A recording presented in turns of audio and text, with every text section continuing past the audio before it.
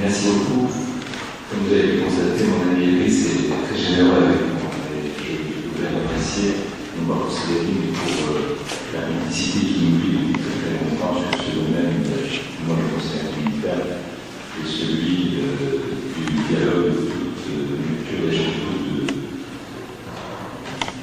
du rôle de nos sociétés civiles de côté de la Méditerranée pour donner à la fois contenu, légitimité, crédibilité au partenariat euro-méditerranéen. Je vais commencer par deux petites précisions de façon factuelle. Il s'agit que je suis président du conseil d'administration, je ne suis pas président du conseil, je suis président exécutif de la commission. Il y a un conseil d'administration qui est présidé par le ministre Daniel Touk, qui est le bord de la gouvernance. Et donc, c'est la première fois en fait, que cette création de la fondation a un président. Simplement, il y avait un directeur général, il n'y avait pas un président exécutif, et il y aura à ses côtés un nouveau directeur général qui a été lui aussi élu, puisqu'il s'agit d'une nomination, il s'agit d'une élection. Et il est espagnol, il s'appelle Arnaud Claret. Il a été pendant longtemps directeur général de l'IPMED à Barcelone. Et il va prendre ses fonctions pour remplacer l'ambassadeur Lucho Berato. Il va prendre ses fonctions le 1er juillet.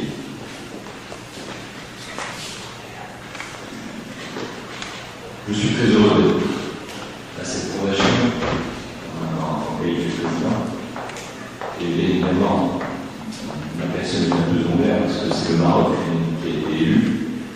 Ce poste et le Maroc, non pas par un choix conventionnel, diplomatique, à travers un peu le code habituel à l'échelle internationale, le Maroc a été proposé, le Maroc a ensuite été élu à l'unanimité. J'ai été moi-même, et c'est une première dans l'histoire, et pourquoi pas, le Maroc est candidat à toutes les premières, j'ai été le candidat à l'unanimité de la Liga. Comme ça, à ce poste, et comme vous le savez, dans le partenariat euro-méditerranéen, il y a un certain nombre de pays importants membres de la Liga qui sont dans ce partenariat. Et j'étais très heureux qu'à travers mon pays, chacun de les montrer, ce soit la Liga qui est proposée dans notre région. J'ai très clair une fois que l'élection a été acquise, mais je n'avais pas masqué non plus mes convictions avant que le vote ait lieu.